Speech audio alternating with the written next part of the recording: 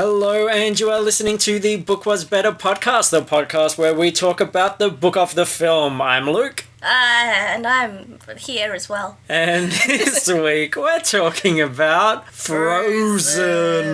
Hey you, put down the popcorn and turn on the light. It's gonna be alright, my friend.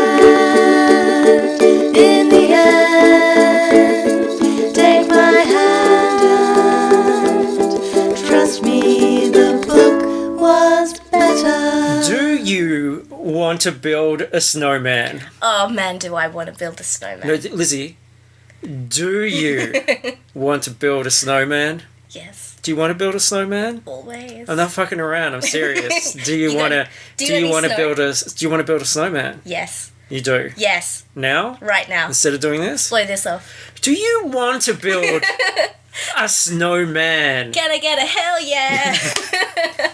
I think what I love about stuff for kids, aimed at kids, is Yeah. when they ask big questions. Yeah. And I think the big question for me with Frozen was, do you want to build a snowman? Well, there are so many possible answers to that question as well. On the face of it, it seems like a yes-no question. Yes, I do want to build a snowman, or no, I don't. But there are so many bits in between as well. I almost feel like the presence of snow is irrelevant to the desire Yeah. to build a snowman. Yeah, that's true. Do you imagine, like, Robert De Niro, young Robert De Niro, all, like, feral and furry and tattooed, looking in the mirror and going, do you want to build a snowman? Do you want to build a snowman? Yeah, I want to build with you. There's nobody else here. Have you ever built a snowman? No, I haven't. I've been to the snow once when I was really little. Always, like, excited about the idea of snow. And then I think I wouldn't get out of the car and I cried because it was too cold. How old were you? 15. No, probably about 4 or 5. Very young. I've only seen snow once in my whole life as well. Where was that? I would have been about 19, 20, I Okay. think. And because it doesn't snow in Perth. No, ever. it doesn't. Not even close. It doesn't really get below about 30 Yeah. ever Mm. in winter Yeah. at night. Yes. So I was in Canberra, actually, and I went to a snowfield, completely unprepared for snow. I was wearing jeans, and I had Doc Martens with holes in them, so the snow all got in my shoes. And it was at a snowfield, so we had to drive to get there and then get a snow train up to the thing. And everybody else is wearing their ski bunny outfits. and my sister and my friend and I were just immersed into this snow landscape, all wearing jeans and equally unprepared. I think we'd bought gloves on the way up. Yep. So we had gloves. We step out and it's like winter wonderland. And we were trying to be really cool about it. Like, yeah, snow. Whatevs. Yeah. So we went behind a building and then freaked out like, oh my God, snow! Like picking it up and feeling it. And I built a snowman that time. In fact, we built a snowman and a snow lady. Oh, so it's with your snowman, upstairs carrot or downstairs carrot? We didn't have a carrot. We were totally unprepared. You were All totally... you didn't have this... Yeah. Yes, you just talked about how unprepared you were. The chances of you having a carrot... You know what we did have? We did have those little dinosaur gummy things. Oh, yeah. sweets. So we made snow person faces out of that. And luckily you were wearing a top hat and she was smoking a pipe, so Yeah. that all worked out well. Yeah. Actually, I am from Canberra. Grew up in Canberra. And I do remember in primary school it snowed outside. Just a light smattering, but we did go run around and pick it up and throw it at each other. But certainly not enough to build a snow gentleman. Yeah. Not even the size of young Olaf, who appears in this book. Not even a snow gentleman's gentleman. No, not even his gentleman. We didn't have carrots either at that point. We weren't prepared. And his downstairs carrot. His downstairs carrot, yeah. It's good to carry two. Just an upstairs one and a downstairs one. Just in case. A couple of extra lumps of coal. See what pops up. That's right. I want to do a little disclaimer before we start this. Mm-hmm. I just feel like Frozen is insanely popular. Yes. And certainly popular with young people. Yes. We'll read some Amazon reviews at the end, but everybody was talking about their little girls and how much they love Frozen. Mm-hmm. And I would say that there's probably a lot of little boys out there that like Frozen as well. And, I've heard about that, yeah. and big boys and all ages. So I'm just a bit fearful. This is one of those few times where I have a sort of conscience and want to be a bit responsible. I'm just fearful that somebody will go, oh, a podcast about Frozen, and we'll have a listen because they just love Frozen so much. I see where you're going with this. So I just want to say, if you're a younger person and you stumbled across this, it's not intended for younger people. No. No, we're an adult podcast, an explicit podcast, and if you love Frozen, you're probably not going to enjoy what we're going to do anyway. No, very unlikely. Cynical, joyless adults who are laying into and criticising a book which is aimed at a very young reader. So if you had to put an age restriction on this podcast, this particular episode, what age would you say? 32, Yeah. I would say, is a reasonably good age. If you're younger than 32, turn off now. Turn off now. But yeah, seriously, we'll just spoil it for you. And I've got to think about these things. It's like we're doing the drawing challenge at Fruitless Pursuits, and we had to do a pop culture mashup, and I drew a naked Miss Piggy on a wrecking ball with Miley Cyrus hair and the tongue sticking out.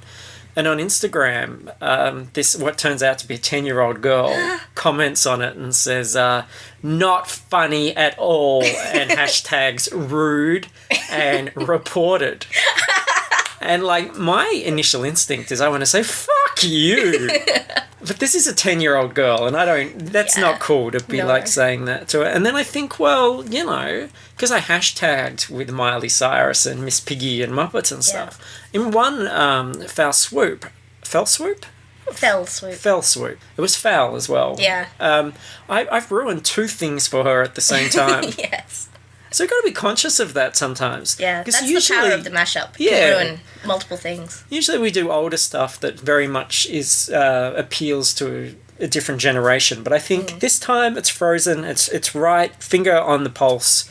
This is why I was so excited to do this one. Because usually you and I, we do things that are quite old. Yeah. And I'm revisiting or just sort of catching up with the zeitgeist of like 20 years ago. Now I'm current. I'm finally current. I finally watched Frozen. I finally understand Tumblr. Yeah, I don't know Tumblr at all. Well, I get it now. Batman drives around in one. That's about all I know. Yeah. You only watched Frozen today. Yeah, today. Okay. I'm on a Frozen high right now.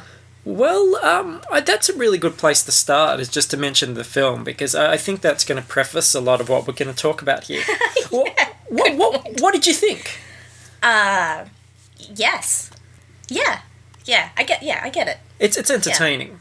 Yeah. I want to say as well, I think it's a pretty good film before we lay into this book. On a scale of 1 to terrible films, it's pretty good. Yeah. I think I was a little bit disappointed only because everybody was talking like it was going to be the second coming and that Disney were doing something. I thought they were going to be doing something really different and bold to what they normally do. But that's been the hype for all of the Disney movies in the last couple of years. Like, finally, Disney are getting it right. They're not being super racist or super sexist. And this was only, like, moderately racist, moderately sexist, depending on who you are. I feel like it took some steps, but I had this sort of feeling at the end of it that story-wise it was kind of shallow and that it wasn't particularly satisfying and that I was being kind of hoodwinked by the beautiful animation and the songs. Yeah. So I thought this was a really interesting one for us to read because I want to know, once you strip back that and you just deal with it as a story, how satisfying is Frozen? Yes. Because Frozen, really, the highlight is the music, in my opinion, and I think in a lot of people's opinions. It's got far more songs and far more singing than I think any Disney film in the recent past. Oh, really? I saw Tangled not that long ago with Courtney, and it only has a handful of songs and not particularly memorable songs. I think Frozen really managed to get a lot. So it is a musical. And Tangled and Frozen, the song to hair ratio is quite different, basically. But more hair-centric with Tangled, definitely. Yeah. I guess what I'm getting at is I think a lot of the character development, especially for those Elsa and Anna, comes through the lyrics of the songs. Yeah. And we don't have that here. No. So we're getting a really weird mishmash. And how would you describe this book? Skeletal? It's pretty dull. You said deadpan in a message to me today. Yes. And it was tough to... I haven't got conventional notes here because it was just so get from A to B. Yes, very much so. Really just focusing on the dialogue and then really brief descriptions of things that are happening. So we'll give it a go anyway. We'll try and tell the story of Frozen. And an interesting question came up on the Facebook page today, and it was something I certainly thought of as well. This is our first Disney animated feature that we've looked at the book for. And the other Disney-produced books we've read were things like Pirates of the Caribbean 4 and Thor. And what we realised with those is they were missing the ending. Uh-huh. So the question is, are we going to get the full story of Frozen, or are we only going to get a little snippet of it? A little taster. So we'll find that out as we go. Gonna have to listen right to the end. Right till the end. That's our little bargain we're going to make. So it's written by Sarah Nathan and Sheila Roman. I am really surprised that it took two people to write this. Well, Sarah Nathan's got quite a lot of writing credits. Oh, really? Really great things like It's All Relative, Wizards of Waverly Place, Book 1. I secretly love Wizards of Waverly Place. Well, you might want to pick that one up. Teen Beach Movie. Did you know that was a thing? No. I saw a big cardboard cutout for Teen Beach Movie on eBay, so it must be a thing. Wow. I wonder if it's like a Disney thing as well. Beach movie. G-Force, The Misunderstood Mole. That's not G-Force as in Battle of the Planets, that's G-Force as in Hamsters talking movie. Oh, okay, yeah. And the novelization of Beverly Hills Chihuahua 2. Which, number 2, but not number 1? Yeah, we've done number 1 on the show, so I wouldn't mind picking up 2 at some point. Wow. Whereas Sela Roman has only done Frozen. Right. So a bit of a difference in expertise here, or experience, I should say. Well, I'm wondering if this is one of those James Patterson sweatshop kind of deals where you know how like you get James Patterson books that are James Patterson and then in smaller writing it's got the real author's name underneath. Yeah. And I wonder if like Sarah Nathan is the master and Sheila Roman is the pupil. And this is actually Sheila Roman's first book, but they've got the Sarah Nathan name on it to give it a little bit of juice. Yeah, to sell it. Yeah. To sell the copies. Yeah. I think she might have taken her under her wing as a potential media tie-in writer. Like, this is how it's done. Let me show you the ropes. Let me show you the ropes. I envisaged it slightly differently when I was thinking about, like, how could two people have contributed to this book. I was kind of imagining it like one of them was sitting at the computer and, you know, really going at it. All of this flowery imagery that we're used to, descriptions of back characters, characters' backstories. And the other one was just sitting there behind, arms folded, just saying, no. No, take that out. No. Putting the red pen through it. Yeah. Yeah, it was, something No food does until you get this done. feel a little amiss here. Shall we read the beginning? Yes, let's do it. All right. Long ago, atop a mountain high above the kingdom of Arendelle, a group of strong men were hard at work. They were ice harvesters, men who cut and hauled huge blocks of ice from the mountain lakes. Horses stood at attention, waiting with empty wagons to be filled. The ice blocks were hoisted into the wagons. Soon they would be taken down to the village to sell. It was a dangerous business. One slip could send a block hurtling down the mountainside, or even worse, falling on a man and crushing him. A boy stood in the shadows watching the workmen. He kept a small sled at his side. His name was Christoph, and he desperately wanted to join the ice harvesters, but he was too young. Standing next to him was his friend Sven, a baby reindeer. Christoph imagined the two of them taking a sled full of ice blocks into the village of Arendelle. Sven sniffed the cold air and glanced at the big blocks of ice. They looked very heavy. He snorted, but didn't move a hoof. Already I'm just very invested in this. It's a weird way to start this book as well. Because, like, Disney films often start with a big sort of chorus number as sort of an overture to the whole thing. Where it's something that kind of sets the scene. And this one very clearly sets the scene in a winter wonderland in Norway. But it's kind of like that doesn't do anything for the plot. It doesn't introduce any of the characters. So they've taken this scene as the prologue. And usually wouldn't a prologue introduce the main characters or tell you a bit about the the story, contextualize it a bit. Yeah, normally, I mean, they're not afraid to give us even almost a sort of montage-y kind of backstory bit. I think my favourite one is Hunchback of Notre Dame, where the gypsy mother is like running down the church and Frollo, the judge, runs her down on his horse and kills her, but then he feels guilty and that he's going to go to hell and he has to take the hunchback baby. And then, you know, the opening titles start and it's like, here's the baby grown up, here's the story. But no, Yeah, like an origin story for the film. But Kristoff is absent for quite some time in this story between his beginning. I also think it's really weird, like, the whole threat here is that Elsa is going to turn this kingdom into a kingdom of ice and snow. Yeah. And we start in a kingdom of ice and snow. Yeah. So I guess in that way it does sort of introduce you to that character, the snow and ice character. Yes. And mountains. So it establishes very, very early on in the book, as you should do, that mountains are high, they're very tall. That's true. I didn't think of it like that. And ice is very cold. And slightly dangerous. It's actually, I don't want to read too much into it. I feel like we could get really sort of film school or very literary here. And but ice is actually water that has been frozen. Oh.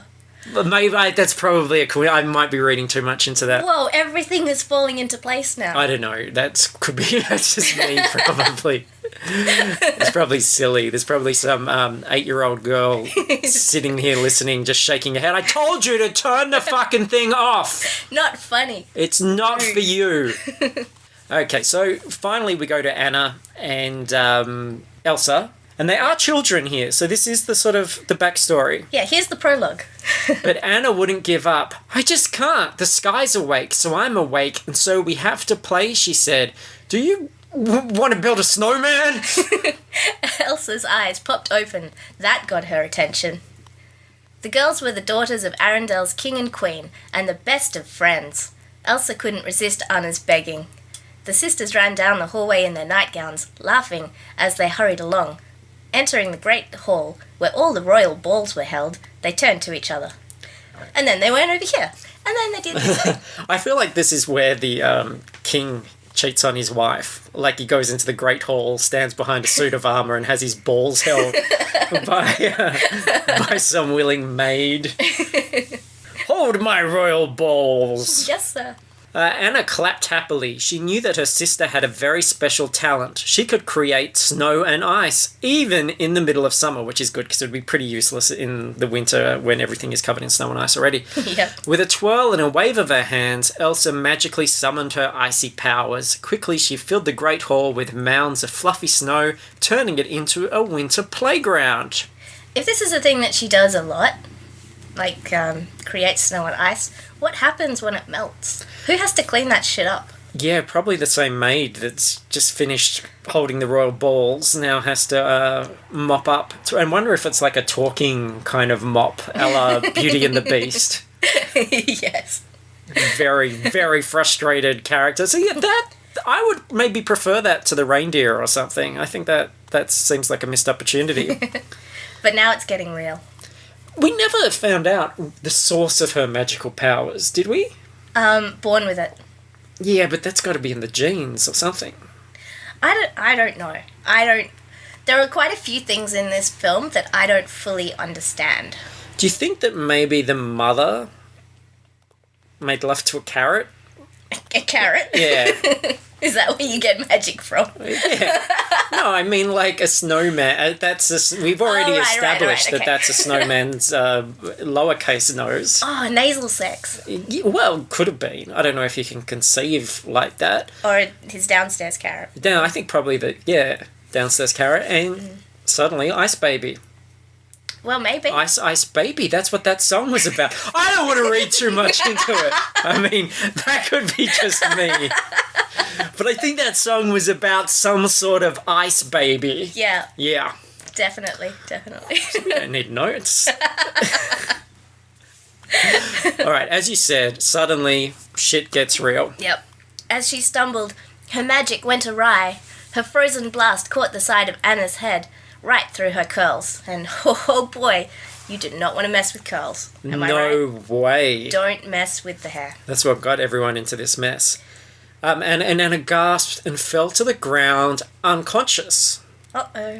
So they go to the trolls, Yeah. who are quite friendly in this. Now, I have to ask you, I said to you I was going to read the Hans Christian Andersen Snow Queen, Yeah. which this was based off. And I totally believed you. Yeah. Did you? Yeah. I read the Wikipedia entry, and it's actually a bigger story than I thought. There's Yeah. a lot that happens. Are you familiar with it at all? No, I haven't read it. It's so convoluted that I feel like I can't really do it justice. But essentially, it does not have much in common with No. Disney's Frozen. The trolls are in it, but they are like mischievous, evil trolls from hell. Yeah, okay. And yeah. they create a magic mirror, which, when you look into it, you will only see the bad things. So everything bad is sort of amplified. So, like a mirror in the changing rooms. Yes. Yeah. We think, I don't look like that. Yeah. But the mirror gets shattered. And all these, like, fragments from it, some of them are like dust particles, get into people's eyes and things. Mm-hmm. And it's about a boy and a girl who are brother and sister, and he gets a shard of this mirror in him, and he turns all nasty. And then he ends up going and staying with the Snow Queen, and some stuff happens. But they went, oh, well, we'll put trolls in it. But these trolls are good and helpful. Although, I gotta say, the trolls are my biggest problem in this whole thing. I have a lot to say about that scene later on with the trolls. Yeah, I don't entirely think they're very helpful. No, and they're not the experts that they're made out to be. Establishing the rules of how all this works is really, really difficult, especially in this book, which skims over it. But I feel like the film kind of skimmed over it as well. Yeah. I don't know which point to sort of interject with all my angst about this. I think as we sort of go, we'll unravel it. Let's look at this scene to begin with. In the valley, the king stood with his daughters as Pabby, a very old troll, made his way through the crowd to gaze at the princess. First he looked at Elsa. Was she born with the powers or cursed, he asked. Born, the king answered, and they're getting stronger. The troll then turned attention to Anna, who was still unconscious. You are lucky it wasn't her heart that was struck, he noted. The heart is not so easily changed, but the head can be persuaded. He paused. We should remove all the magic, even memories of magic, to be safe. Mm-hmm. Kind of making up the rules as it goes along. This is like about as convincing as Gremlins as far as the rules go. Yeah. Well, I'm reminded of the Magic Man in Princess Bride. He's like, I'm mostly dead.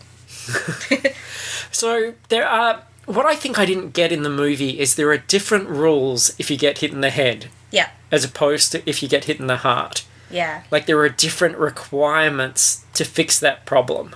Yeah. Well, okay, but to be fair, magic. What would happen if you got hit in the knee? Well, that's quite sort of low down. You probably only have to... Amputate mid-thigh and... Yeah, or they take all your memories of walking or something, and suddenly you start a clean slate, and you have to learn to walk again. What if, heart and head are very specific, but what if you, got hit in the tit? Ooh, I don't know. This book has a lot of stuff missing in it. Yeah, what if, Kristoff got accidentally hit in the dick and had to find love's true blowjob or something? Yeah. I don't understand how it works. Or one of those organs that you don't even know what it does, like your gallbladder or your spleen. That might be fine if it's like the gallbladder. Which is the useless one? That's your appendix. Your appendix. Yeah. Hit the appendix. Well, thanks. Hit the appendix and it's like, well, you just saved me a trip to the hospital. Elsa, hit me in the wisdom tooth! They kept the girls secluded and no longer opened the castle to visitors. The family stayed hidden, tucked away inside their walled kingdom. The king and queen acted just as cautiously inside the castle. As the princesses grew, their parents did everything they could to ensure that Elsa learned to control herself. That meant the girls were hardly ever together, nor did Elsa seek Anna out, since she was afraid she might accidentally hurt her. Yeah. No, I don't get the premise. In a world where you can be born with the power to control the weather, Yes. you have to keep it secret, right? Yeah. Because the trolls told you to.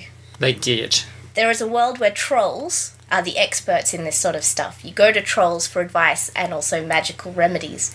But don't tell anybody about your magic powers because then you'll be an outcast. I don't understand how that's it's not internally consistent for me. These people go to the trolls for everything, like marriage counselling, Yeah. tax returns, just general checkups to see if they're internally consistent.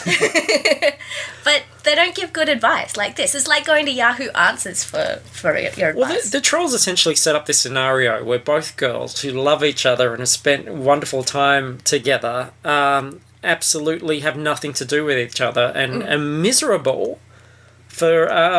the whole of their lives. yeah. Like, you walk into Anna's room and scrawled with her bloodied fingernails is, "Do you want to build a snowman?" over every single surface. She's got so many snowmen inside her. She just I know. needs to let them out. She's got a fistful of carrots at all times. She's smoking that pipe like a chimney. I might have mixed a metaphor then. Yep. And then speaking of building a snowman, which I might have mentioned once or twice, Yeah. that song is reduced to about 2 sentences in the book. Yeah. As are most of the songs, if they're even mentioned at all, like even tangentially mentioned, which is probably good because usually I watch the films or rewatch the films and then read the book afterwards. But this time I did it the other way around. You read the book first? I read the book first because I thought I want to see if this is at all any good before I actually see the film. So anytime that she asked about snowmen, do you want to build a snowman? Do you want to build a snowman? I immediately thought of Cannibal the Musical and that Let's Build a Snowman song. I love that song. That's on my playlist. Yeah. Snowman playlist. Yeah, yes. All my favourite, Frosty the Snowman, isn't in my playlist. I don't like that one. But there's a lot of other ones I really like. So I was really disappointed when it came to the snowman song and it's all about feelings rather than actually building snowmen. It's a really good example of where the song, though, completely, to be serious for a moment, outclasses the book in the sense that, it relies on that wonderful gimmick. They've got 3 different singers playing Anna at 3 different ages. And that kind of, it's a really nice bit of film and a really shitty bit of book because you just can never capture what they do in the film there. And it spans such a big chunk of their lives as well. Like you said, 3 different ages, and you see sort of the increased isolation between them and how they're completely estranged. And when they end up sitting back to back on the doorway, both singing this song, that is not the kind of emotion that you get out of the book, where it's like, do you want to build a snowman? No reply. Snowman, huh? Do ya? Do you wanna? Huh? Hey, snowman, build. What do you think? Come on! They hugged their daughters goodbye and left them at home, as they had many times before, but this time the king and queen never returned. A storm engulfed the ship and they were lost at sea. The kingdom mourned their rulers. A lot happening in that couple of sentences. Yeah, but to be fair to the novelization, that's pretty much how it happens in the film as well. You get that one shot of there's a boat on the waves, which is a beautiful shot, by the way. Such good animation, and then the boat is gone, and that's pretty much. Then you just start. The next shot is you see Anna in her mourning clothes. Not as good as the miscarriage in Up, but it's up there. Yeah. I actually put this bit in because I was thinking about the sort of Hans Christian Andersen thing, and I was thinking there's something about that kind of brevity that conjures for me the idea of a traditional fairy story. The king and queen went on a long journey and they never returned, and the whole kingdom was thrust into sadness or whatever. I almost felt like I wish this book had found that middle road where it was almost like, if you're going to be brief about everything, try and make it as traditional a fairy story as you can. Yeah. Like, give the kids the Hans Christian version of Frozen. But of course, once you get comical reindeers and snowmen doing all their dialogue, you just don't have a hope of ever following that path. So it's such a mixed bag. Mm. Who would have thought we would get so much out of so little? So Elsa will become queen, and then the gates are opened, and so they're adults now. The gates are finally opened, and a ton of... And in the meantime, that maid who had to hold the royal balls. hold the royal balls and clean up all of the water, melted snow. She's having a great time because Yeah. she's got no duties Her anymore. life has changed. She just reads the paper and puts her feet up. So Elsa was supposed to be about 10, 11 when all of this went down. Yeah. So there had presumably been 10 or 11 years of her doing magic in the castle. Nobody noticed. They could just be like, don't tell anybody, and it was a secret. I feel like this is so like the opposite of all the superhero movies and everything that we get at the moment. We're all fed this idea, hey, you've got powers, this is amazing, like go and do amazing things. You don't, I guess Batman took about 7 years off in that last film. Yeah. Yeah. So look, everybody finally shows up for the coronation, including Kristoff and Sven the reindeer. Oh, yeah, I remember those guys. You know, yeah, From they the were prologue. they were little children back then, Yeah. so many years ago. The reindeer raised his eyebrows. Sven couldn't talk, but that wasn't a problem for Kristoff. He often spoke for Sven, changing his voice to sound deeper and more reindeer-y. I sure do, Kristoff. I can't do the reindeer voice. No, that was perfect. I sure do, Kristoff, he declared as Sven. By noon, I'm going to smell like a barrel of rabid skunks. That's the worst kind of barrel. There's a lot of, in this film, there's a lot of talking about how bad these two smell. Yeah, yeah, it's kind of their defining characteristic. But again, this is a world where somebody was born with the power to control the weather. Yes. People go to trolls for advice. But the idea of a talking reindeer, that is a step too far, sir. Yeah, it's very much. There's no doubt that it's entertaining seeing him do that, and I love the reindeers are better than people song. Yeah. But it is such a crowd pleasing gimmick, Yeah. and like so brazenly so. It's like that's what this guy is about. You reckon they just didn't want to pay another actor? Yeah, maybe. But you think, like Disney divvies up their characters among their animators. There's like an animator that this is your character, and you feel like everybody wants to, well, what if he did this? Or, Yeah. they need that little hook for him. And we get another song that's reduced to a sentence. Still, she couldn't help daydreaming just a bit. Today might be her only chance to meet new friends, have new experiences, and maybe, just maybe, find love. This whole characterizing song about how lonely she is, but maybe she'll find love, just maybe. Yeah. Yeah, possibly. I'm coming around to the idea that, I like how restrained the novel is. It's like you're reading a synopsis on one of those websites for fretful parents, like, if my child watches this, are they going to catch the gay or something? and this website is there. And then this happens, and then this happens, and maybe she'll just find love. I kind of like that vibe to it. This is the song, isn't it, where, if it's the one I'm thinking of, it's all her thoughts and sort of fears and aspirations, which is something very typical for a protagonist in a Disney film. They always have that. I wonder if this was part of the reason, though, why people think that it's really covering new ground, is that it's probably the most humanized Disney princess that we've ever had. And I think the lyrics of that song particularly support that. And they're absent in the book, so we don't have all that characterization. The things I'm thinking of are her stuffing her face with chocolate. Yep. I feel like that's a really relatable, like, modern thing, and a sort of, you've got, is it Kristen or Kirsten Bell? I just call her Veronica Mars. Veronica Mars is doing, so, you've got that kind of vibe there. I kind of like that she sings that line of the song with her mouth full. Yeah. And she's probably the only Disney princess to admit to possibly being gassy. Yeah. And I don't think there's been many farting Disney princesses. Not in my recollection. Even no. when you get into Aladdin and, some of those ones which are a bit more contemporary and a little bit more sort of wacky. Yeah. Princess Jasmine. And, she could have those harem pants just billowing all day if she wanted to. But I don't think she farts once in that thing. No, well, I don't remember her. No, but Anna, her intestines are just churning.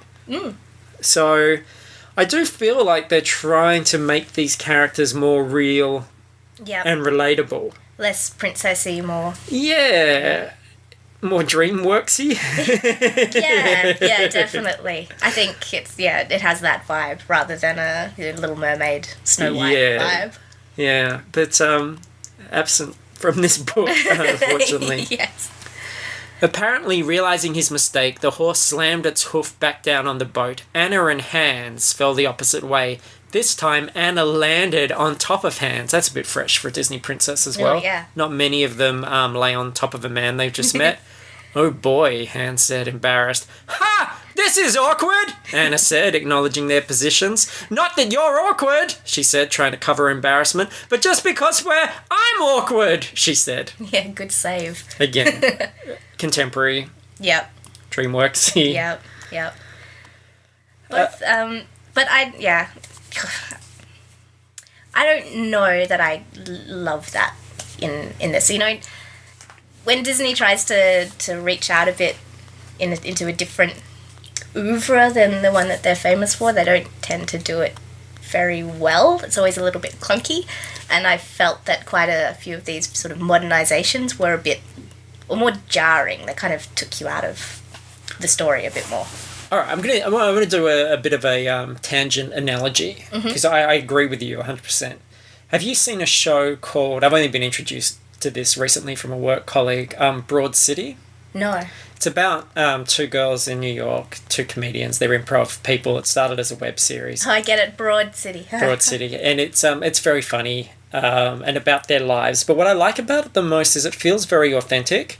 Their characters are named after themselves, and you just really feel like these are real people. Even though it's crazy, over the top, and silly, you just feel like it's about everything that they're into. Another reference. I could just as easily say Flight of the Conchords, where it feels so authentic. You feel like everything you're getting is coming from those two guys, that all their sensibilities, all the things that they love is very genuine. And you can't fake that. There's just some real authenticity about it. Whereas a show like, say, Community, which I do find funny, and I do like the characters and things, has that feeling of the writer's room, of all these like smart college guys and stuff that sit around in a room all together and rally for their jokes and their ideas. Yeah. And it's still funny and it's still entertaining, but it's not real. And I mean real in a coming from a person that genuinely has something to say. And I think they find that realness with her character to a degree, but it's somewhat manufactured. Yeah. And of course it's going to be. I mean, those Disney things have a billion writers and... it's like there are two different voices juggling for prominence here. They've got the traditional Disney, like, what am I going to do? I'm a princess. And then there's like, oh, I'm awkward and in a sitcom.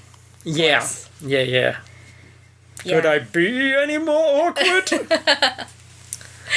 All right. And speaking of chocolate here, both of them, this is Anna and Elsa, they've come together. Yes, They've first come together time. at the coronation. This is at the coronation in front of a lot of people. So this is a big moment. This is the first time these two characters that used to be BFFs have seen each other for, like, I don't know, 50 years or something. So right? do they have anything in common? Well, why don't we find out? Let's see what the novelization throws up for us here. Both of them caught a whiff of the sweet aroma wafting across the room. Wafting across the room. Chocolate! They exclaimed at the same time. Then they looked at each other and started laughing. Must have been a block of comedy chocolate. Hey, do you know what girls like? Chocolate. Yeah, chocolate. Definitely chocolate. Naturally, these sisters, who haven't seen each other for 100 years, would bond over chocolate. Not the shared experience of being in a room full of people which they haven't experienced for, 100 years. Chocolate. Do you want to eat some chocolate? Chocolate snowman. Door is opened immediately. Let's fucking do it! But you know what I realised? There hasn't been a single burger in this so far. I know, and there's not going to be. I even looked it up to see if I thought I can get America here. Yeah. Like, there's no burgers, but I bet there's a burger tie-in to the film. Yeah. Like a Happy Meal toy or whatever. Yeah. McDonald's used to always do the Happy Meal toys. apparently from just a very little brief bit of reading I did before you arrived, McDonald's have kind of distanced themselves from doing that. And they actually had a tie-in with the healthier option of Subway. Oh, right. Yeah, so can't even get them there. No. So no burgers at all. No burgers. Maybe this is a different kind of, like, this is a new generation. Like, usually you and I would do sort of books aimed at older readers who are already indoctrinated into the burger way of life. Yeah. Perhaps this is the next generation. Burgers are totally passé. Chocolate is where it's at. I can see that. I can imagine that would happen. Yeah. So, you know, when I hear that Build a Snowman song, when I get it in my head, we always sing, "Do you want a fucking go, man?" Like, you're jonesing for a fight. Yeah. You want to fucking go, man? Is that your Cockney You accent? want to fucking go? You want to fucking go, mate? Apples and pears. You're going to go down Apple and Pears. Go on, give us a call on the Dog and Bone if you want to fucking go, mate. You know what I hate? I hate Cockney rhyming slang. Do you? I really hate it. Does it... Because I don't understand it. Yeah. You say apples and pears to me, I don't know what that means. There are lots of things that rhyme with pears. What about Take It Up the Gary Glitter? What does that mean? Take It Up the Council Gritter? What? No. The shitter. Okay, so Duke Wesselton? Uh-huh. Wesselton? Yeah? More like Duke WTF Fulton. Yeah. Am I right? I don't think I'm right there. I don't know why that's in the notes. This certainly... You can't even pretend that one was off the cuff if you say that it was in the notes.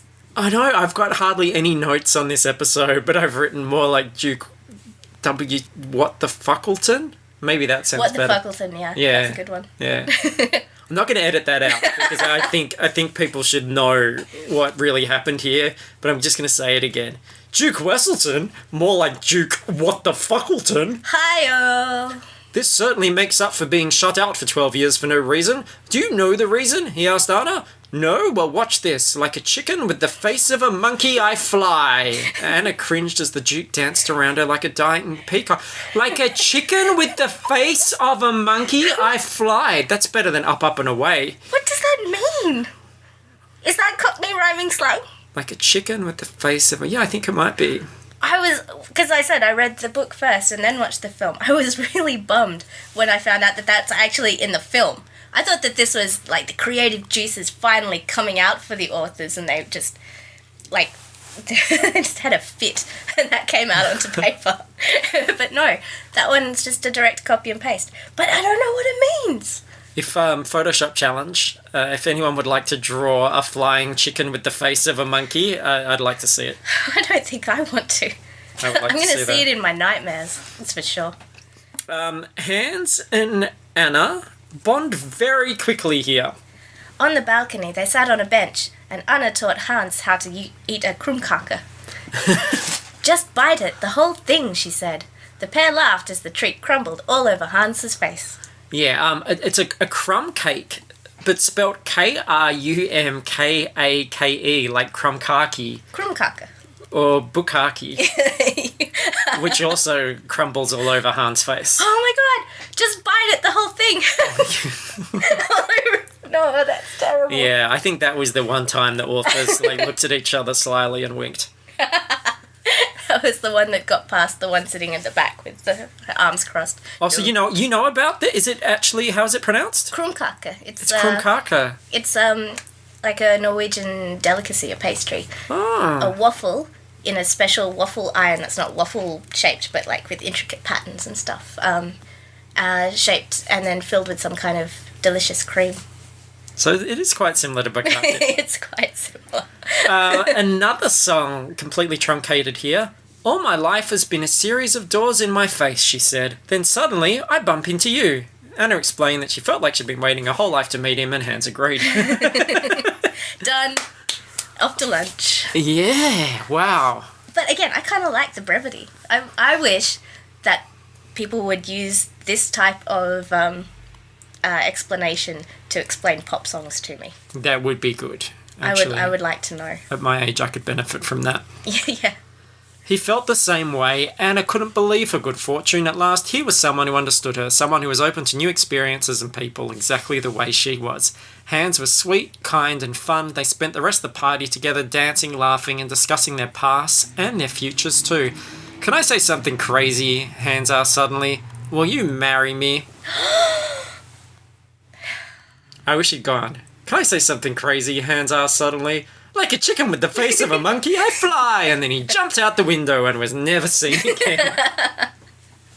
That would probably be more satisfying. Yeah, so very quick to marry. Yes. Wait, that's quite because quick. you weren't allowed to get it on without being married. This is the first person that she's seen, ever. That's true, so I guess he looks like a pretty good prospect. Well, yeah, he looks like a Disney prince. Hello. Hello!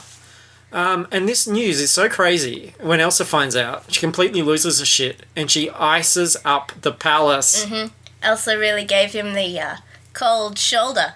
Am I right? I quit. That's it. Plenty more where that came from. Catch on the flips. You won't take me to the cooler. Nice to meet you. All right, let's just chill Oh, and get back to it. all right. They walked through the village and overheard the Duke speaking.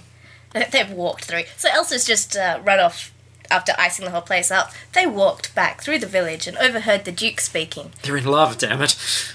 Slow walking love. He was addressing a growing crowd of concerned people. The Queen has cursed this land, he said. She must be stopped. You must go after her. Anna rushed over to him. No, she shouted. No one is to go anywhere. You, the Duke shook a finger at Anna. Is there sorcery in you too? He shouted. Are you a monster too? Monsters. I love that. Is there sorcery in you too? Yes, I'm going to say that to somebody tomorrow at work. Yeah, you better. But then, in the film and in the book, she's just like, no, I'm completely ordinary. Unlike my weirdo sister. This is a great life lesson. We should just accept Elsa, but she's a weirdo and I'm ordinary, so I'm better. It doesn't sit well. Yeah, I think if she was the heroine of a Marvel comic, everybody would be embracing her. Mm-hmm. Not kicking her away like some monster. And Unless it was X-Men. did you hear that? Like, yeah, we're getting to Let It Go now. I heard that in the development of this film, Snow Queen was going to be the villain, because Snow Queen's supposed to be the villain. Mm. But then the Let It Go song is written, and the executives listen to the Let It Go song and they go, this is too positive. This is like a really positive, uplifting song, and their little, dollar signs are ka-chinging in their eyeballs. We've got to make her a misunderstood monster. Like, she's actually good, and she's, But what that does, and I'll talk about this as we continue, it strips her of any sort of motivation or forward momentum from this point onwards, because she's just like, oh, I'm going to go and hide in the ice because people hate me. And I just think, like, a good villain is so crucial to a Disney film, like especially a good marketable villain. Yeah. Your Ursulas and your Cruella de Vil's and even Hades, things like that. Just memorable villains. And I really feel this film is missing a villain. It's got two protagonists. Yeah. That don't really go anywhere from a certain point. But on the other hand, isn't that good that that it isn't clear cut? Yeah, maybe it is. Maybe that is the thing. This is a story about sisters that doesn't need to go into that sort of fairy tale trope thing as much. And yeah, maybe that is good. Maybe that's why it connects with people so well. Is because, they can relate more to this character than, what was the voodoo guy in The Frog Prince? Mr. I don't remember. Something like that, I'm pretty sure. Anyway. Yeah, that's probably right. Let It Go becomes, as she continued up the mountain, her steps actually became a little lighter, and now that everyone knew what she was capable of, she was free to be herself. Yeah, that's basically it, actually. Hmm. I read, because I hadn't seen Frozen, but the thing that I do with pop culture now is that I read about it and I don't actually experience it anymore. So I had read a lot about Frozen before, and seen a lot of, Tumblr animated GIFs and memes, which I finally understand, thank God. And I read a blog post on a Mormon parenting site or something that was arguing that Frozen is homosexual propaganda, basically, Okay. and that Elsa is actually, she is gay, and this is a whole metaphor for her coming out story. X-Men again. Yeah, exactly. So she had to be closeted before, and then she, came out to the whole of society, and they shunned her. So then she had to go off and be happy somewhere else, which this website was saying was a bad thing. Into this an ice is terrible, closet, right? Exactly, an ice closet of her own making. Mm. Yeah, so that's an interesting reading of the story. Twirling around, she conjured up a flowing new outfit of ice, a crystal blue gown with a cape of gossamer frost. Snow was her element. She was the Snow Queen. Not the dancing queen, No, not the Dancing Queen. just the snow queen. Not the Burger Queen. Not the burger queen. Well, Not then, the chocolate queen. Is there a Burger Queen? There's a Dairy Queen. There's a burger king. Yeah. I hope he finds I hope he finds love. love at some point. Maybe, just maybe, he'll find love. He's pretty creepy. But, okay, this thing about her, she's made a new outfit out of ice. Out of ice? Have you ever Yes. touched ice? It's really cold. I heard it's frozen water. Yeah. I heard that too, just I today. haven't looked it up, but that's what I heard. Does this outfit include underpants? A nice bra. Can you imagine her nipples? Icy underpants. Yeah. How would you move around in that? Because also, FYI, ice is solid. It's not flexible. No. How does that even work? Would it chafe? You bet. Well, your skin would stick to it. Yes. Just like when you lick a pole in the movies and your tongue sticks to it. Yikes. Which actually happens to the reindeer in the film later on. I've just conjured up all sorts of imagery I wasn't prepared for. And it seems weird to me that the entire courtship and proposal with Hans takes up far less time in this book than when she meets Kristoff in the shop and he tries to buy carrots, which goes on for pages and pages. And there aren't even many pages in this book to begin with. No, it's quite a short book. But, okay, to be fair, as Anna points out a couple of times, this is true love and it's easy and you don't have to get to know the person if it's true love. So that only needs a couple of paragraphs, sentences even, or just true love, trademark. But buying carrots, that's quite difficult because you have to go into a shop and you have to find the carrots and you have to buy the carrots. And also, how does she have money? She probably has a checkbook. Oh, where does she keep her checkbook? In her frozen No, she doesn't have frozen underpants. Oh, well, she's got regular underpants. That's fine. Right, regular check underpants. Check underpants, yeah. I don't know. Does she have pockets? I don't know. I thought about this quite a lot, actually, because, Queen's frozen everything up. I have to go after her. She has the time and the forethought to go get her wallet or her checkbook and put it in her underpants. But she doesn't have the forethought to actually change into some clothes that would be appropriate for trekking through Norway in winter, which presumably she has experienced before, living in Norway. You'd think she would have carrots on her just in case anybody was in the mood to build a snowman. Exactly. Because if that's your favourite thing to do. So why would she even need to buy carrots? She should have them on her person at all times. I think he was buying carrots. Yeah. And she bought him some carrots. Yeah. Very confused with the whole carrot thing. They didn't spend enough time on it for my liking. More carrots. And Kristoff grudgingly takes Anna to look for Elsa and they set off in his sled. And there's lots of talky talk here. But my real question is, can these two powerhouse authors write a good action scene? A wolf jumped at the sleigh and Kristoff kicked it back. Who marries a man she's just met? Nope. I think that writing Disney novelizations would be so hard, though, especially these action scenes. Because, so much of the action is interspersed with, the Olaf character and sort of interjecting visual and also verbal puns, often a mixture of them. It's usually where, the bulk of the actual laughs come from. Yeah. And it's kind of like a Greek chorus, but interspersed with the action. So you'd have to, you've got the action going on over here and you're describing that, and then you have to stop for a joke and you have to explain it because it wouldn't translate very well because you have to actually see the thing or write it out.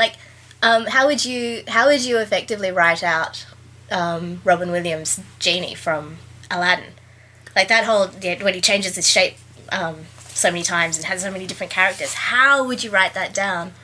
Well, for a younger audience Yeah, as we well. see repeated proof of that, even just in terms of, you look at a novelisation of Flubber, which we've done before, where you think, oh, Robin Williams, he's sort of endearing, and people like that get cast in the sense, oh, Robin Williams will make it work, it'll be funny. But when you read it on the page, you go, this guy's just a fucking dick. Yeah. Same with, like, Bill Cosby and Ghost Dad. He comes across as such an asshole in the book.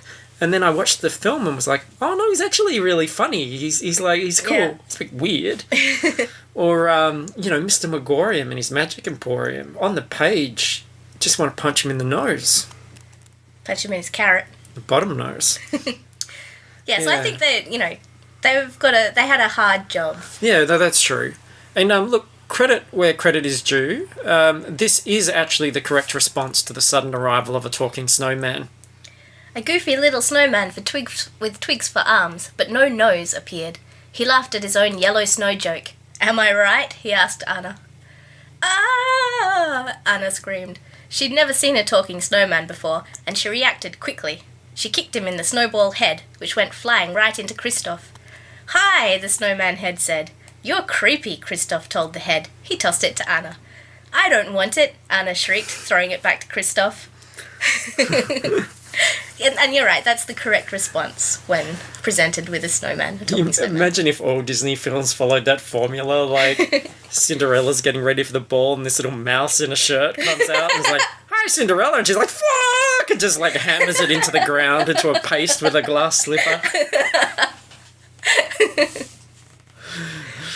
Little Mermaid like smashing Flounder's head against a rock. It would be a very different film. Alright, so what's a bigger crime than skipping a song? Spelling out the joke. Olaf shook his head. Nope, but sometimes I like to close my eyes and imagine what it'd be like when summer does come. As Olaf went on and on about all the wonderful things he would do in summer, Kristoff looked over at Anna. I'm going to tell him, he whispered. It was killing him to hear Olaf talk about summer's heat, which is a snowman's worst nightmare. This was a weird part of the film. I thought it was really jarring and really not the whole rest of the film is all very blue and very wintry and dark hued, and it's all rock opera power ballads. I think written by the guy who did the music for Buffy. Yeah, right. Which is, I feel like now he's Oscar nominated. Maybe Oscar won? I didn't watch the Oscars. Anyway. Yeah, Let It Go won an Oscar. Well, there you go. Best song ever, apparently. Ever. Yep. The history of Yep. of Norway. Best song of 2014? 13?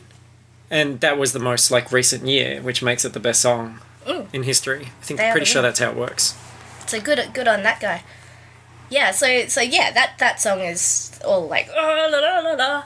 And then you've got this basically like a goofy postcard or Australian Christmas cards, or it's a melting snowman in the heat, or Santa with his suit rolled up. Very vaudeville. Yeah, and that's what it felt like here. They even had the seagulls in boater hats dancing with a cane. It was just, I thought it was quite funny and quite clever in bits, but it felt really sort of shoehorned in. Yeah, again, this is a real box-ticking kind of crowd pleaser. Everything it does is entertaining, but it's so engineered to be entertaining. And, it works, but... And also, I was really disappointed with Olaf's voice, because I read the book first, and I imagined Olaf sounding like Kenneth the Page from 30 Rock. See, I think of him, even now, even though I know who it is, I always think that he's Patton Oswalt, but he's not. He's another fat, nerdy comedian. I don't even know who I looked it up, but I don't know who that guy is. Yeah, I don't know what else he's from. But, I don't know. That's funny, you talk about that Australian Christmas thing. On the Muppet Christmas Carol DVD, there's a special feature about Christmas around the world, which has all these illustrations and stuff while Gonzo and Rizzo talk about it. And in Australia, apparently, Santa appears on a surfboard, he arrives at the beach, and it's got all this... Songs. But it's got all this stuff, talking about it that's our mythology, and that's true. And it's fuck off! I've never heard that in my life. Are you kidding me? He comes down the chimney. Yeah, but with a sleigh pulled by, or a surfboard pulled by kangaroos, right? Well, yeah, wombats. And he pulls mucousy presents out of his pouch. Gross. I was not prepared for that image. So they go and talk to Elsa, who has zero motivation or drive at this point, and is just sitting in a palace by herself, chilling I get it. like a misunderstood villain. I noticed that she conjured up an ice castle with very ornate staircase, but she didn't conjure up any chairs to sit on, or a bed to sleep in, any tables, any TV, or any internet, any books. So what the fuck is she going to do that whole time? The rest of her life in an ice castle and nowhere to sit. I'm going to conjure up an Ice March issue of Vogue. Looks like sparkly ice garments are back here. On trend. So she gets all emotional at Anna, who turns up and tries to convince her that she's being ridiculous and to come home. And disaster strikes. This is the thing that we did not want to happen. With those words, Elsa's bottled up emotions rose to the surface. A wave of icy magic was released from her body, and it struck Anna right in the chest! Exclamation mark. Anna fell backwards as Elsa gasped. In the chest. All the rules have changed. So, okay. Anna knows that if she goes and shouts at Elsa, she's gonna, erupt like a Norwegian She-Hulk. Yes. With underpants made of ice. Yes. So why does she go to this ice castle and then just, nag her until she flips out? She's poking a tiger with a stick. Exactly. Why didn't she come with some chocolate or something, is all I'm saying. Why didn't she wear something on her chest to protect her heart from ice attacks? Exactly. Like- I'm wearing one right now. Batman would have been prepared. He would have. And then a giant snowman named Marshmallow attacks them, and Kristoff calls Anna feisty pants. What makes pants feisty? I'm not really sure. Do you have any ideas? No. Ice? Is it gonna be ice? Might be ice. I feel like that would melt your pants if they were too feisty. Yeah, that's true. Well, what about menstruation? Could be. Yeah. Could be something along those lines. Again, it's that really kind of writer's room, contemporary wink nudge. She's gassy and he calls her feisty Yeah. pants and they eat chocolate. Yep. Probably some, I imagine there's some, because people are excited about us doing Frozen. Yeah. So, you know, Right now there are they're a lot like, of adults. "Fuck you." Yeah, they started off kind of laughing along, and now we're actually really starting to critique some of the things. Their expression has just iced over, and they're feeling a bit icy in the pants as well at this point. Well, put your feisty pants on, because we've Come on, still got more to feisty go. pants. We said it was a good movie. I've listened to the soundtrack a few times. But I reckon it could be about menstruation, because aren't most fairy tales either about stranger danger or lady puberty? I'm pretty sure they are. Little Red Yep. Red Riding Hood. Exactly. Yeah. Sleeping Beauty. Yes. Pricks her finger, Yep. sheds Yeah. some blood, goes to sleep because she's got such bad cramps. Yes. And then a man has to come along and wake her up. Yeah, which is a whole nother thing, by Yeah. the way. Yeah, so maybe that's about this. I think so. I feel like the story really flounders at this point because suddenly no one has any clear drive. There's no Yeah. thrust forward. I felt that watching the film as well. Yep. And that's underlined here in the book. So now what? Kristoff asked Anna. The question sent Anna into a panic. I don't know. What am I going to do? Elsa threw me out. I can't go back to Arendelle with the weather like this. And there's your ice business. All high stakes. Don't want to go back. The weather like this? No. No, I'm not a winter person. No. And, you got an ice business to think about, dude. Yeah, well, a failed ice business now. Yeah. That guy can't sell ice to Yeah, Eskimos. yeah, that's what they're called. Yeah, if that was the remaining plot, that wouldn't be very exciting, would it? No. She's just fretting about the weather and he, goes back to blocks of ice out of the thing. The end. Yeah. Luckily, the Duke is like, oh, well, I'll take this one. And he sends Hans and some other dudes out to deal with Elsa. Should you encounter the Queen, the Duke told his men quietly, be prepared to put an end to this winter. Do you understand? The men nodded and smiled. They enjoyed a good fight. And they loved murdering women. I really feel like the Duke's motivations aren't adequately explained in either the film or the novelization. Why is he so quick to want to kill the Queen? The Queen's gone, but he can still trade with Arendelle, which was the whole point. Like, all the time he's like, oh, trading, tradable goods. I like money, blah, blah, blah, blah. He's the world's biggest producer of snowshoes, so this is going to be fantastic. Yeah, he's in a great position now. I'm wondering if this is some kind of symptom, like his homicidal rage is a symptom of him being a chicken with a monkey's face. I think maybe that would be disturbing.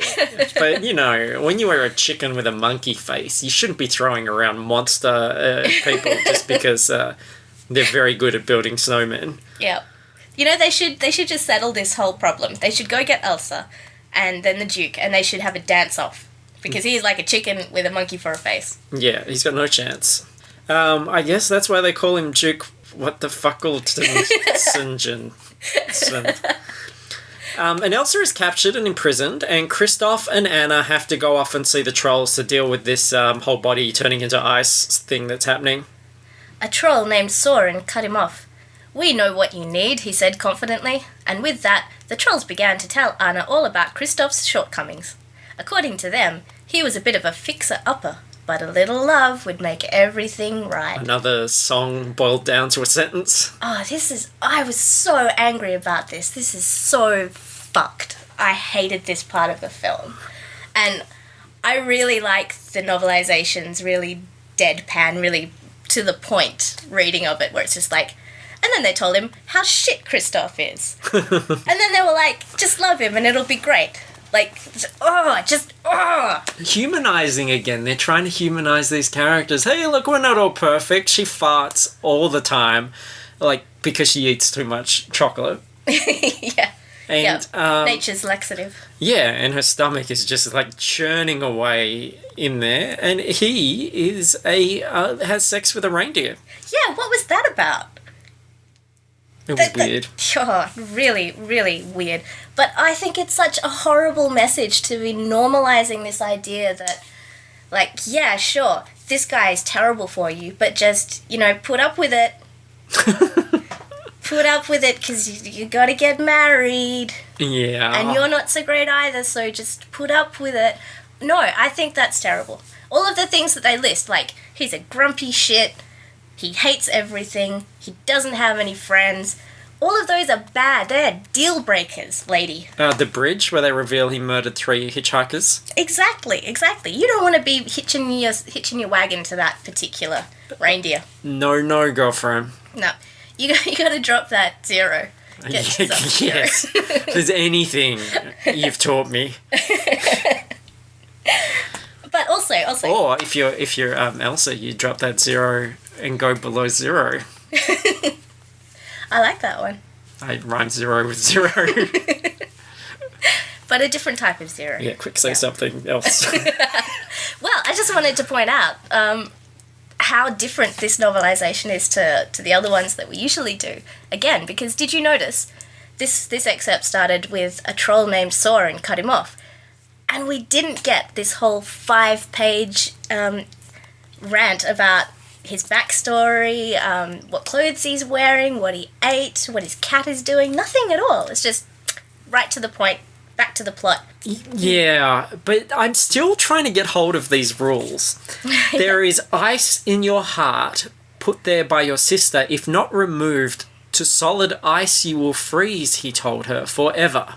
And into Yoda I will become. What? No, Anna gasped. Kristoff tried to stay calm. So remove it, Pabby, he said. I can't. If it were in her head, that would be easy, Pabby said. But only an act of true love can thaw a frozen heart.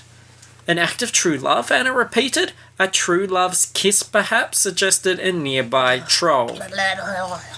Oh, no. And don't feed her after midnight. Don't get her wet.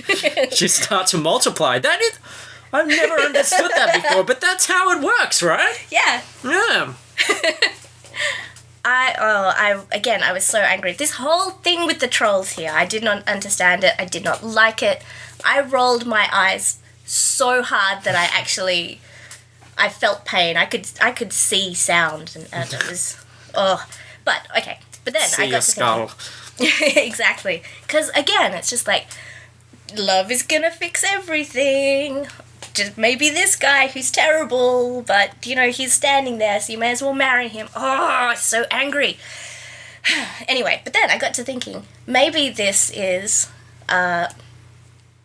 maybe this isn't the horrific sort of normalizing of the patriarchy that I think it is.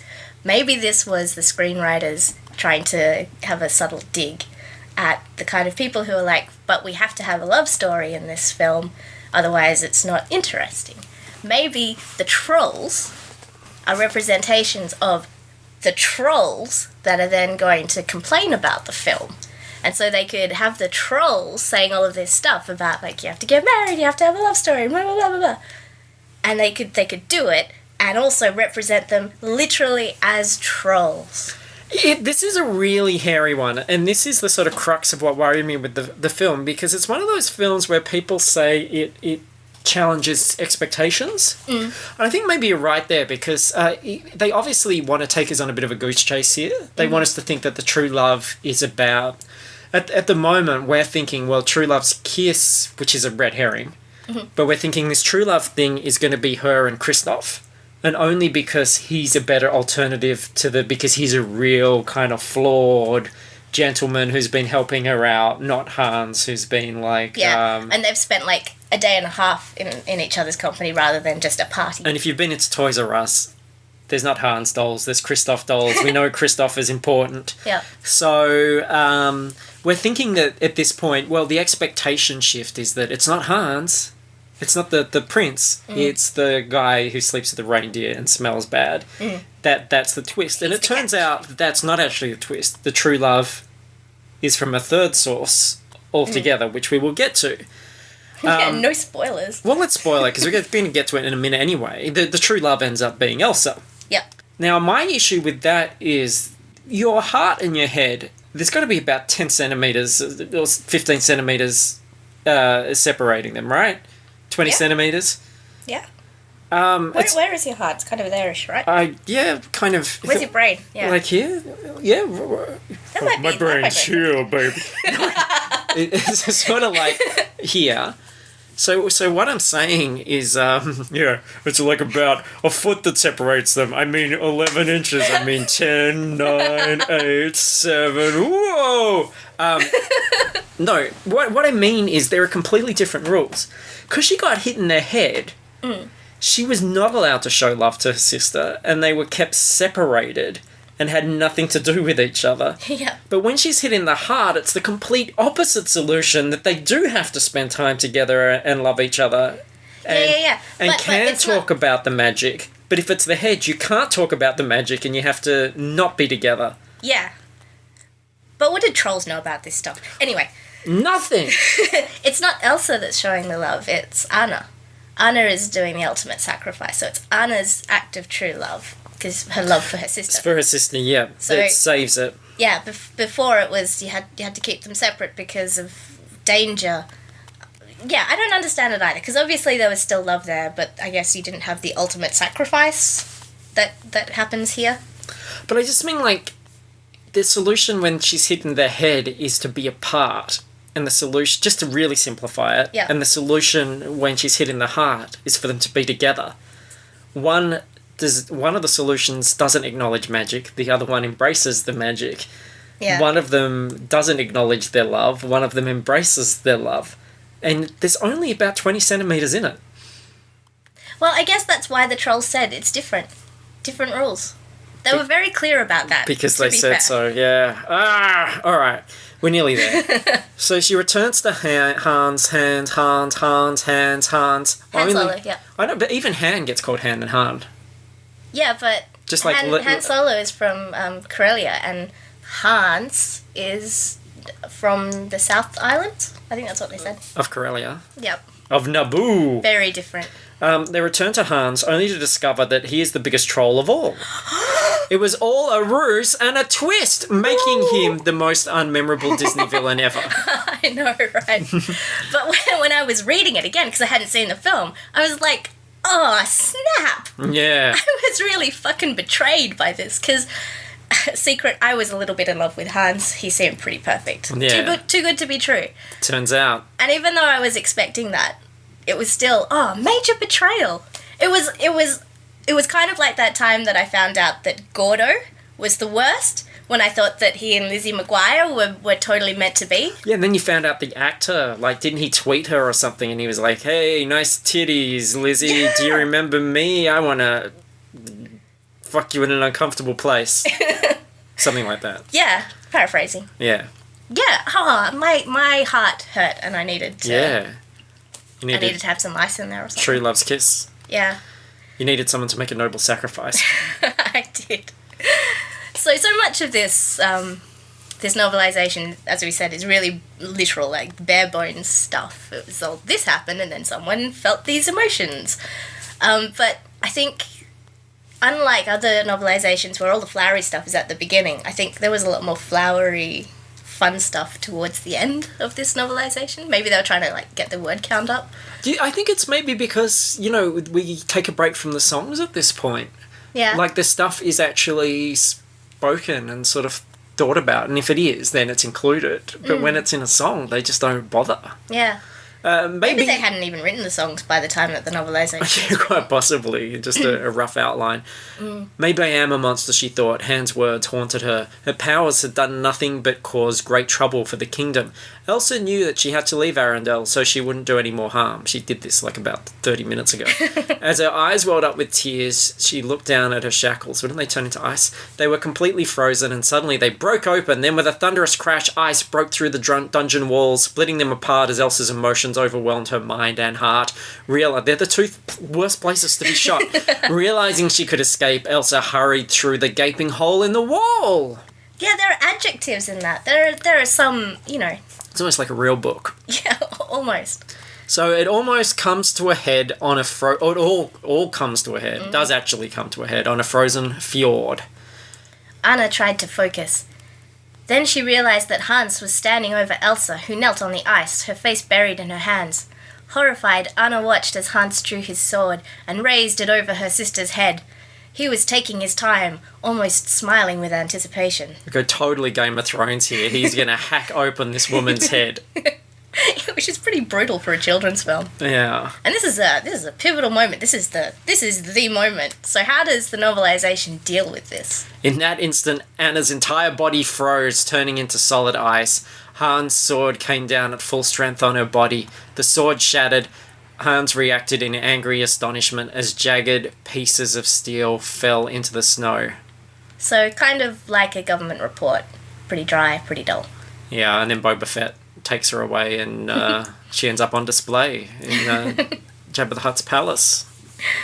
But look, Anna freezes and Hans is knocked out by Kristoff. You know it's a hero when he's willing to punch someone in the face for you. And I like how the novelization explains it.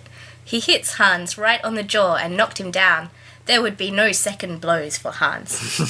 he's a one blow. Yeah. One blow man. And then suddenly, as Elsa hugged her sister, drops of water began to form at the tips of Anna's fingers. Then her arm began to bend. Anna was beginning to thaw. Hooray! Before she was bending the wrong way. Uh-oh. Whoops. Let's put this back on ice until we figure that out. And then Anna serves this major burn to Hans. Anna serves it to Hans. She says something like, "You're the only thing that's frozen around here." And then she punches him in the face. Yeah, that's the American way of dealing with a problem. Again, it's a terrible thing to be teaching children, that this is, this hero that you have idolized the whole way through and really identified with because they're so human and she understands your problems being an 8-year-old kid, that she punches this guy who she's already won. This guy has already been neutralized. And she punches him when he's still dazed from being punched by somebody else. Like, he's not able to defend himself. And she punches him. That's a terrible thing to do. That should be our new statistic thing. That happens in so many American films. And it is a weird lesson because in your life you don't have villains that are trying to cause you unrest. You know, maybe not in your life. You have disagreements with people, and you have cross purposes with people. You have different priorities from other people, but it's hard to imagine, like, you know, that sassy entitlement of the American citizen, you know, being in line and in the Piggly Wiggly, and they, you know, buying a can of Spam, and they're going, oh, that's $1.35, and going, oh, really? It said $1.19, and oh, sorry, we'll just fix that. That won't happen again. You're like, damn right it won't. Pow! Knock them to the ground. I really don't like that sort of that resolution to a storyline. One liner and then a punch. Yeah, I don't like it. Like I'm a big hippie pacifist anyway, but it just really rubs me up the wrong way. It doesn't solve a lot. Really. No. And in such a... I always think it's not a solution, because we also learn from American films that it's a very litigious country. Exactly. So you just think, oh, well, you just made them the victim, and now they're going to see you in court. Yeah, and real talk here, you can kill somebody by punching them. One punch. That's a campaign, yeah. That's a thing here. What do they call it? King punch. King punch, yeah. Punch, yeah. Happens in Oz. Happens outside nightclubs far too often. And that's a horrible thing to be teaching a child, I think. The end. Rant. Hans fell over, smashed his head on some concrete, died, and Anna spent the rest of her life in jail. Yeah. But no, what was the real resolution to this Anna Kristoff love fest? Yeah, I do actually like this. I'm going to say something nice about this for once. Kristoff hugged Anna. Like it, he asked, because she's just replaced his sled that she exploded. How come the sled exploded? It didn't have any petrol in it. Weird. I don't know. Yeah. Anyway, Kristoff hugged Anna. Like it, he said. I love it. I could kiss you. Kristoff looked into Anna's eyes and suddenly felt bashful. I mean, I'd like to. May I? I mean, may we? Wait, what? Anna leaned over and gave Kristoff a quick kiss. We may, she said. Kristoff smiled. Then he leaned in and kissed Anna right back. But this time it was a real kiss, sweet and romantic and perfect for Anna. Like the perfect for Anna thing aside, I think that's really nice. I think that coming from a tradition of these fairy tales where so much of the narrative is tied up in the only way to save this helpless princess is by kissing her while she's asleep. Sleep creep, yeah. Yeah, I think that it's really nice that they have actually modelled consent rather than basically sexual assault. Yeah, that's a step forward. It's a step in the right direction. Yeah, and you still get the romance and the swelling music and blah, blah, blah, blah. But it's negotiated and everybody's consenting, everybody's into it, and I think that's nice. High five to Disney. I do think it's this slight cop-out, though, in the sense that, not the consent thing, I think if you're going to do it, that's the nice way to do it, but I mean in terms of, did she need to be with anybody at all? Yeah. Just in the sense that there's only 2 options in her life, 3 if you include a guy that's a chicken with a monkey's face. So there weren't many options. She doesn't really know Kristoff. There's no real seed of romance there. He, you know, apart from, well, she's hot and he's been sleeping with a reindeer for so long. So, Yeah. you know, of course, she's going to be like a lottery win for him. You know, so you've just done the true love wasn't what you thought it was. It was this act of true love for your sister. We've, beaten all these expectations, but you still got to be with one of these 2 guys. Though Brave sort of gave our Merida had the 3 options, didn't she? She had 3 guys and she ended up not wanting any of them and wanted to be able to choose. And I feel like you can only do that so often. Disney's like, we can't have all these women at the end having choices and, Baby steps. maybe meeting other men because we can only draw so many different men. So, Only so many chiseled chins. any port in a storm. All right. Only so many Erics. He's the dream. Is Eric your favourite? I probably shouldn't admit this, but probably my favourite is Robin Hood. You know, the fox. Oh, yeah. Bit yiffy. If I was going to pick the Disney Prince male character that I kind of the most sort of like go, I kind of like that one, it would be Flynn Rider from Tangled. Because he's a rogue. He's a scoundrel. Yeah. He's Han Solo. I like that. I do like Eric, though. If I if I had to choose one that wasn't a fox, I would choose Eric. See, that's the thing, when you go back into those older ones, and granted it's been a long time since I've seen them, it's hard for me to ascribe it. Like, if I had to describe Eric's personality in 3 words, I might say dashing. He has a pipe, like a little fluty pipe. Oh, I thought you meant like he was a smoker. And boots. He wears boots. Okay, so that's 3 things. Yep. Okay. Because not a lot of the others wear boots, do they? No. A lot of them wear sneakers and thongs. Yep. Roller skates. Ugg boots. The ending. Anna ran to her sister. "The gates are open," she said. "I like it." Elsa put an arm around Anna. "Let's never close them again." Then with a smile, she pulled Anna onto the ice so the two could skate around the rink together at last. Behind them, Sven ventured out onto the ice too, but his skating didn't come so easily. His legs slipped and twisted as he struggled to keep his balance. Anxious for his friend, Kristoff chased after Sven, awkwardly trying to keep him upright. Last came Olaf, who slid over to Anna and Elsa. Together they all skated happily across the ice. Summer, as well as love and happiness, had finally returned to Arendelle. Now who wants to build a fucking snowman? Let's call him Beowulf. Wow, so, gotta ask you, as I always do, was the book better? Don't fake, come on. Don't pretend. No, the film was better. Film was better, I agree. Although Absolutely. maybe if I was an 8-year-old, I would be into the book. Yeah. And look, because this is such a popular film, there were a ton of Amazon reviews. I've only chosen a couple of little excerpts.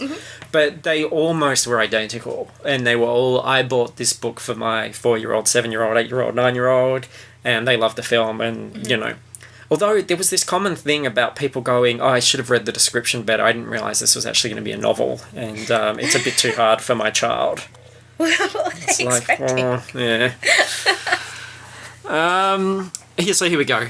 "Got this to go along the DVD for granddaughter. Very reasonable price. She loves it and reads it all the time, which I am pleased about, as would like children to read more, not just watch DVDs." Oh, and it's got that apostrophe in DVDs. I hate that. That is one of my pet peeves. She bought the DVD for her and then complains about her granddaughter watching DVDs? Yeah. Can't have it both ways, lady. But I do like it when reviews for things like books lead with how reasonable the price is. I agree. That's a very important I think if you're going to review a book, that's a big part of it, because price can be such a barrier for people. It might be the best book in the world, but more than a couple of dollars over my sweet zone. Yeah. I'm not going to read it. But in Australia, books are super, super expensive. But in America, where I would assume this probably would have come from, they're like, I don't know, 50 cents? 50 cents, 75 cents. Yeah. A book like this is probably about a quarter. Yeah. Oh, and we got the ending. We got the full story. Disney didn't truncate it. Yeah, we did. So only do that with their live action properties. I think it's so weird. Like, because you'd think that they truncate endings. If people haven't heard those other episodes, like Thor has no final confrontation or anything. It doesn't even have Loki as the bad guy. Iron Man 3 haven't done yet, but it doesn't even have Mandarin is actually the generic terrorist. There's no twist. So all these weird things. But this one, when it's their property, they're like happy to give out the ending. I guess the story was so just a side thing to this film that they weren't worried about it. Yeah. Here's another one. "Unfortunately, I bought this produce for my grandchildren who are 4 and 6 years old. This product would be better for older children." So unfortunately, she bought produce for her grandchildren. I'm thinking some carrots, maybe some tomatoes. And they just didn't appreciate it. I know. So I hear where she's coming from. These grandmothers, I tell you, what a bunch of old silly heads biddying around and making mistakes on Amazon.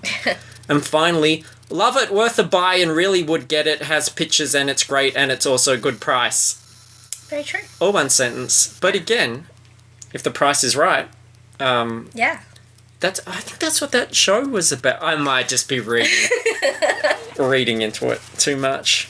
So there we go. And I don't know if you've got any iTunes reviews, because I didn't check, because I'm feeling very cavalier about everything. Wow. Yeah. Devil may care. Anarchic. Haphazard. Mayhaps. Wow. Yeah, so that's a show. That's more than a show. That's probably longer than the film. Yeah, the price is right as well for this. Yeah. Yeah, definitely. Yeah. You know, I reckon that if any younger viewers, listeners, did make it to the end and managed to get past all of the swears. Yes. And the lewd. Some of the smash the comments were patriarchy quite talking. lewd. Yeah. Yeah, all of the carrot stuff. Krumkaki. Yep. Yes. If we do have any younger listeners who have gotten this far down the rabbit hole of literary criticism. And disobeyed. So when Yeah. your parents complain, you be honest with them, show them the bit at the beginning that Yeah. said you're not to listen to this. Yeah. Now, sternest teacher voices. They should then go on to read the criticisms of Frozen from the ethnic point of view. How the original story was quite different, obviously, but setting it in Scandinavia, making all of the characters white, like every single one of them, even the one that is purportedly supposed to be Sami, which is indigenous ethnic group in Finland. Kristoff wears stuff that is based on traditional dress of the Sami, but they get it like wrong quite a lot. They should go and read that kind of stuff to further indoctrinate them away from just wholeheartedly taking this Disney stuff on board. Yeah, because I think that, as we're sort of saying, I guess, then in conclusion, that it's not that this film's not entertaining. It is. It's enjoyable, and it's well crafted, and the songs are good. And if you enjoyed it, I can absolutely understand why. I think that's fantastic. I enjoyed it too, but I do think it's worth getting into any film or thing and really poking around under the hood and seeing what it's all about. And especially one that exoticizes something as far as this one does, really, really plays up to the sort of traditional Norwegian stereotypes of dress and architecture and stuff. And in doing so, really whitewashes the whole thing quite a lot. And there are some quite interesting critiques of the film from that point of view that are worth watching. Reading, not DVDs. Reading. Books. That's what I encourage. Reading internet blogs. And please, whatever you do, don't, if you are a younger listener, and you shouldn't be here, but if you are, don't put your underpants in the freezer. No, definitely not. It's not as fun Icy as we underwear. made it sound. I would really love it if people liked us on Facebook. The book was better. And we've also got a Facebook group where you can come and chat to us and discuss these episodes, because we'd love to hear your feedback and know what you think of the whole film. And tell us Put that up we're as nice. many puns around Yes. Frozen as possible. Ice puns, snow puns, chicken-faced, monkey-faced chickens, all that sort of stuff. Show us that it's no problem. Pun. Ah, well, there you go. There's one to get everybody in the mood. Thank you so much, Lizzy. It's always just such a pleasure to have you on, and you're so popular with the listeners that this was an absolute thrill. And you did it at really short notice as well, so No I problem. absolutely appreciate it. No, Welcome like I said, anytime. It was really nice to actually be current with something. Now I know what the internet is talking about. Like a year too late, but that's better than 20 years too late. Yeah, they're talking about frozen water. Exactly. And it's always fun to be here. Cool. All right. Well, thanks, everybody. Thanks, Lizzy. And... Catch you on the flip.